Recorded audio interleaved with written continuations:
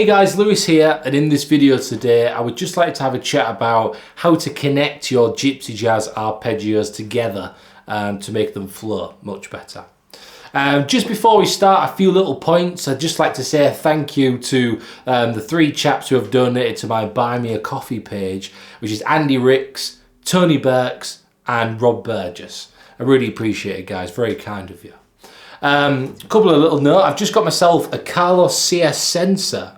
Now, I did a video recently talking about Gypsy Jazz style pickups that I use, which I've had a lot of success with, but I've heard about these and they're great. They're really good. I'm going to get a video on this, but I'd like to get some footage in a live setting first because I want you all to hear it actually at a gig rather than just in my studio. So I'll get that first and then we'll have a chat about that, but it's really good so far.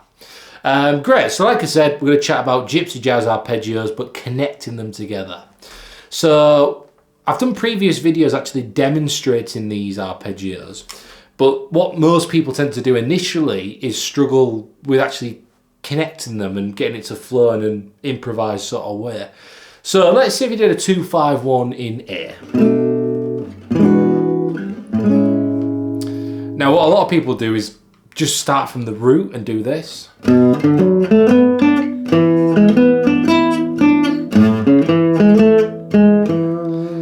Now the problem is, every time you go back to the root, tonally it changes and it doesn't feel like it's flowing. It always feels like you're taking a step backwards.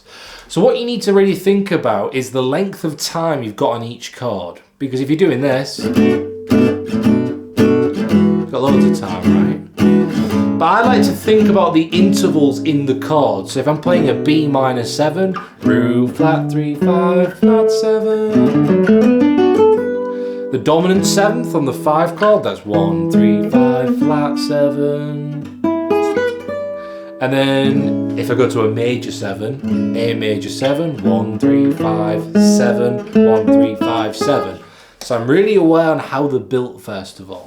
Then let's say I've got this, and like I said, this length of time. 1, 2, 3, 4, 1, 2, 3, 4, 1, 2, 3, 4, 5, 6, 7, 8.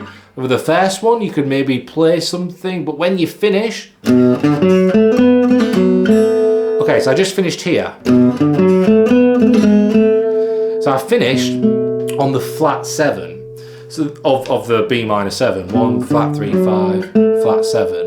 Then in my head, I'm thinking, where is the nearest note that's in the next arpeggio, which is E7? And I think on this occasion, it's just a semitone down. And that's the 3rd of E7. So tonally,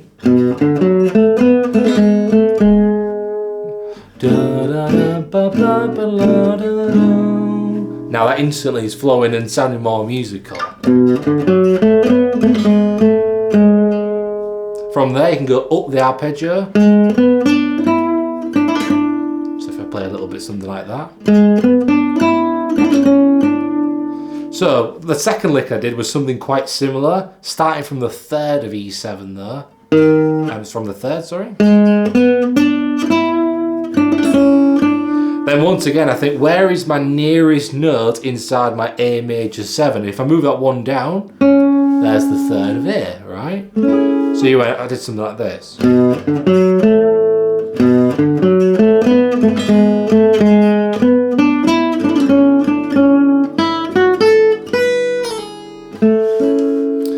So what I did there, I had these arpeggios in my head.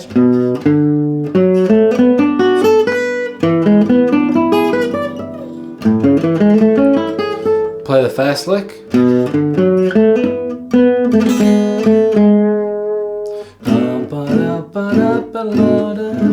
The 3rd.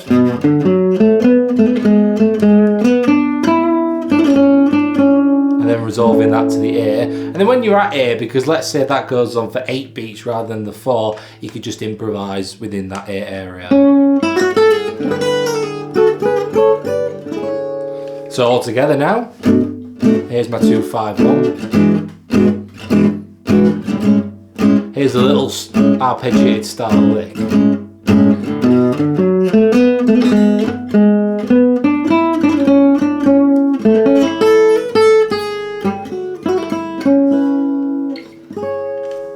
that's flowing much better, right? Because I'm not always thinking I must go back to the root. I'm sort of improvising and aiming for thirds and fifths, right, instead, which sound really nice. So that's why it's really important to know the notes inside of each arpeggio that you're playing. Let's do it in a different setting. Maybe go on a minor 2-5-1. It's in D minor. So beforehand, I know this.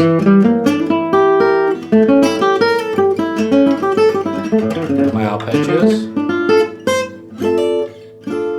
So I think, okay, the first chord, E half diminished, root, flat 3, flat 5, flat 7. A7, 1, 3, 5, flat 7, D minor 7, 1, flat 3, 5, flat 7. So you play a lick over the first one, right? Or literally just play the arpeggio, why not for now? And once I've done that, I think I ended there. 1, flat 3, 5, flat 7, 1, flat 3, 5, right. So I'm on that flat 5. Okay, so 1, flat 3, flat 5, flat 7, 1, flat 3, flat 5.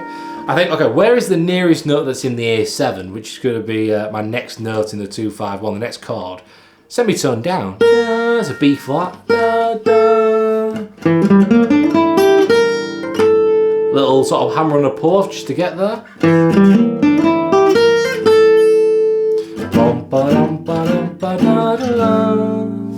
Okay, then you could just do a little A7, you know, style lick going backwards, right? Because I'm here, you know, maybe go backwards.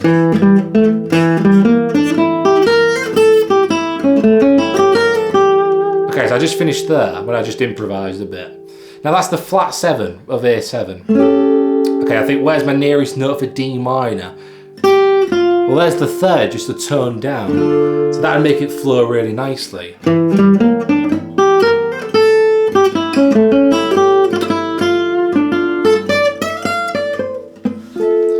So the extra notes I played then, I just went. Just leading up to D minor, there's my D minor triad. Root, flat 3, 5, flat 7, root, flat 3, little D minor 9. So now, you can see it once again, when I finish, 1, 2, 3, 4, where have I finished? Okay, there I am. I think I need to get to the nearest note in A7. On that occasion, it happened to be the root of A. Okay, so that lick there. Root, third, fifth, flat 7, minor third of D minor, and then resolving it back to the D. So it could sound like this.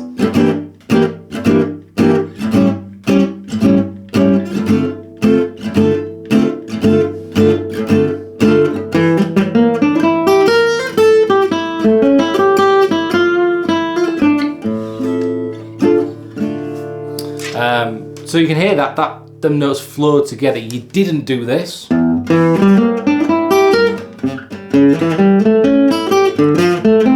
It's harder to play, and also it just sounds really blocky. That sounds much nicer, right? So what to take away from this is when you're doing your arpeggio, when you're getting towards the end of the bar, you need to think about where the next note is. And that should be really as close as you can to an interval inside the next chord. I've based it over some 2-5-1s, but this applies all over the place. So you're always thinking ahead. And if you're knowing the notes inside of the chord, then you're winning and you're through from there. So I hope this all makes sense. Hopefully you can take something away from this. If you're interested in any lessons, obviously I do a lot of online guitar lessons as well. All the details are in the description below this video. So please check it out, and thanks so much, and I'll speak to you soon.